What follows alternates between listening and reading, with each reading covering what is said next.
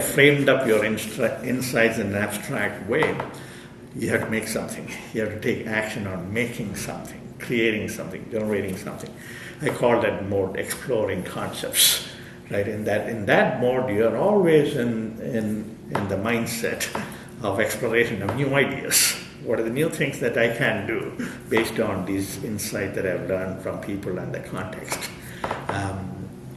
Brainstorming sessions, being constantly on the lookout for bright ideas, smart ideas. That's in that mode.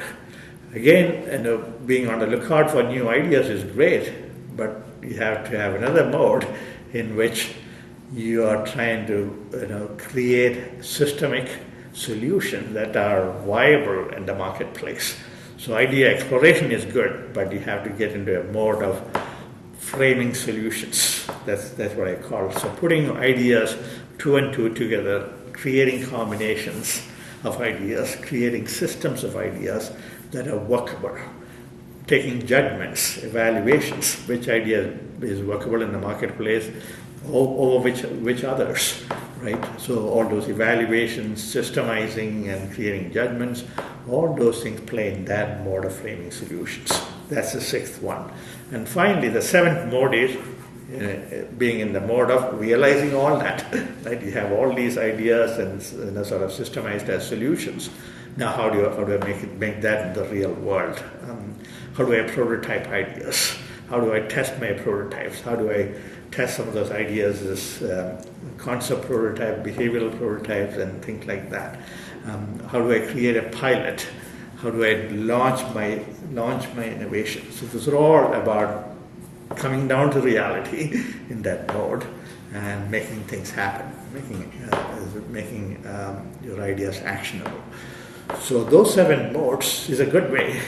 It's general. It can be applied to any design problem. It can be applied to any complex or simple problem. And people in organizations can easily understand those modes because that's part of any problem solving.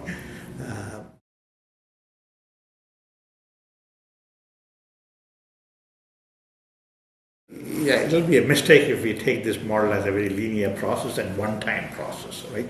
I don't think in real case that's how we ought to address complex situations in companies, as you pointed out. Company goals can change, company composition can change. So these processes will have to be thought of in a very flexible way. So think of these modes as non-linear. Sometimes you can take an approach, the company can take an approach of starting with a bright idea that comes from an individual or a visionary idea, which has got no basis on research and other things. And you can start with that and then think about, is that idea a good one? What do I need to do to make that idea real?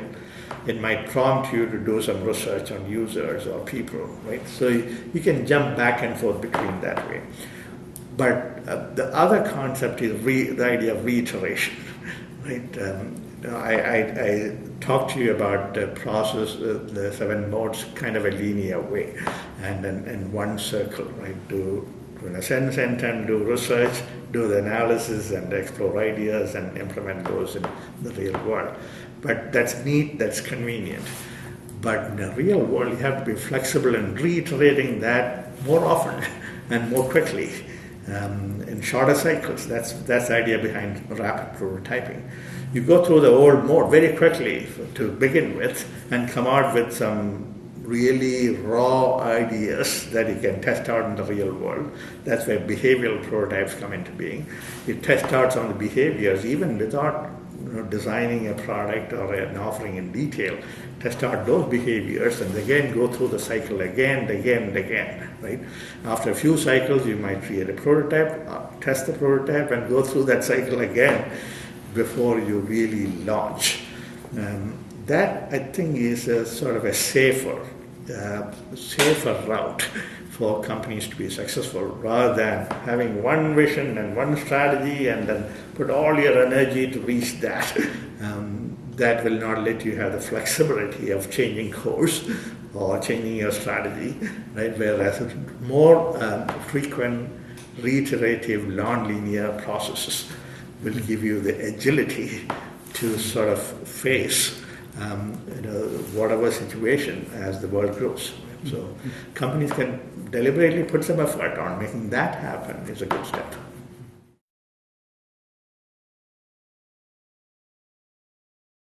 Absolutely, BOP is definitely a fantastically potential market that companies can focus on, and it is happening today. Most of the Western companies that I'm aware of in the US and other places are paying a lot of attention to those kinds of markets, as you are very well aware. It's not just the base of the pyramid. It's emerging markets. So you could sort of think of it in a larger context as emerging markets, not just the base of the pyramid market. That itself is huge, but paying attention to markets that are emerging and becoming much more active, Brazil and even Russia, so paying attention to those kinds of emerging activities is a good there's a tremendous amount of opportunities that companies can find. But besides that, there's some key other topics that to me are emerging. One topic is the idea of sustainability, right? Sustainable design. I think it is becoming popular. People are paying more and more attention to that topic. But sometimes, I think the definition of that, we have to be careful about how you define that. It's not just about making the environment safer. It's about sustainability at a larger context, not just about the environment. Many people refer to it as greenness. Right? Greenness is only one part of sustainability.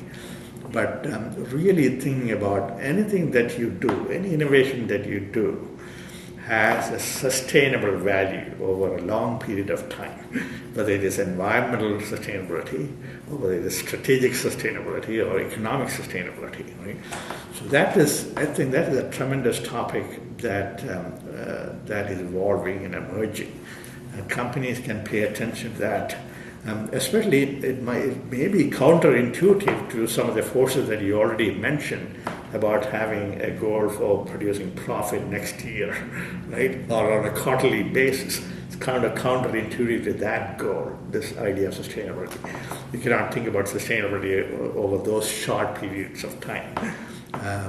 So that's where, can you take a long view of the future and understand state of the future down the line and use some of those understanding to drive your actions today. So that's the topic I think has tremendous opportunities for companies to pay attention to. Road mapping is absolutely one tool, a very intuitive tool that you can use to deliberately think about those kinds of time frames and think about possible solutions which might exist. There are techniques in storytelling, scenario planning that can be used to save those long-term. Scenario-based planning, we have developed very structured ways of doing that, starting with trends and starting with identifying some of the forces that will determine the future and using those forces to think about an innumerable amount of scenarios that might be possible in the future and building ideas around that. That may be one. There are several techniques that we can use.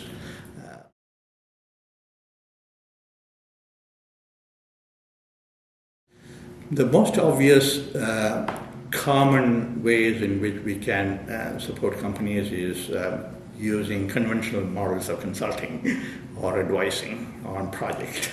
Right? If you're working on an interesting innovation project, not really a nitty-gritty product development project, but a larger innovation project, we can work with you on developing that, just like any other consulting company will do. Because even though we are an educational institution, we take that approach of approach that consulting firms normally take.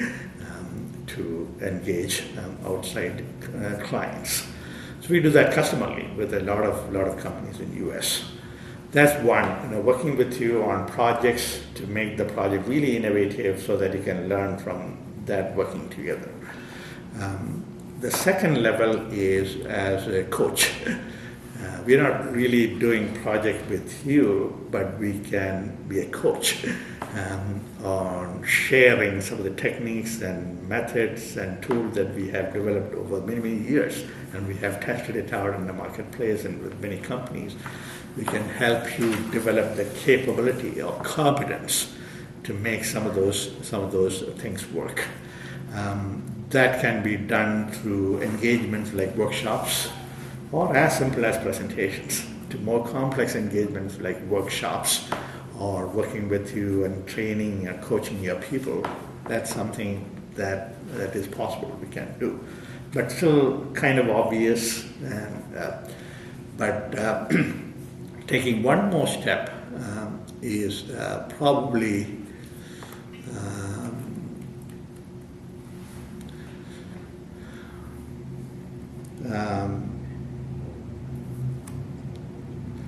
working with you as an advisor for your company strategies. So it's not a product development project, but your company is coming with efforts to create your strategic directions, especially a flexible number of strategic directions to face any consequence in the future. We have been doing a lot of exercises like that with companies in terms of helping with their strategies for the future. So that's more of an advisory role. Less obvious, but I think will be more valuable to work with, for you to work with not only us, but bring other kinds of experts into some kind of an advisory role that could help you with your strategic position, especially a flexible or agile strategic position to face the world. That's where we can bring in the idea of how to be much more user-centric, how to be much more innovative, how to be much more systemic in your thinking, how to be much more proactive in generating a culture of innovation within the organization. So we can help you. We sometimes operate at that level. So that's probably the third one. The fourth one is even less obvious, is imagine your company is trying to set up an innovation center, so to say, or innovation lab, or innovation capability within your organization. You're going to set it up as a fundamental core capability. If you're doing that, we can work with you on that, right? So we've been doing that with some companies. Companies want to set up an innovation lab within their organization by bringing in capabilities and skills and methods and processes and networks of people and gurus and experts to make that innovation work in a very concerted, deliberate, proactive way within the organization. So that's the idea behind an innovation lab or a center. If companies want to proceed that way, we can be really helpful in planning and setting it up with our expertise. But again, we can work with a network of other experts to make that happen.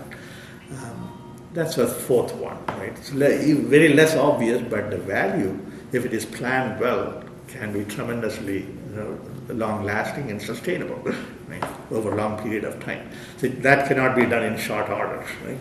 That has to be a sort of a long vision that the company ought to have. And the fifth one is even more abstract. Supposing the emerging approach to innovation is not only innovation coming from individuals or designers or engineers or business executives. Innovation is going to become a network. Right? Even the drivers of innovation are becoming network of people, network of organizations. So take the idea of open innovation. That is becoming real now, right? Innovation process is being contributed by everyone. Even the end users and the customers can contribute the innovation process. Think of that as it's emerging. There are some early signs of that happening, but I believe that's probably will emerge as a big force in the future, given the kind of collaborative nature of work tools that are available, given the nature of how we can easily share information with respect to whether we are here or somewhere else in the world. So those kinds of support mechanisms available to make that happen. So imagine your company is going to innovate as a network, right? Network of expertise coming from anywhere in the world, coming from all kinds of people, whether a customer or an expert or a trend analyst or a financial analyst. Those kinds of participation happen from all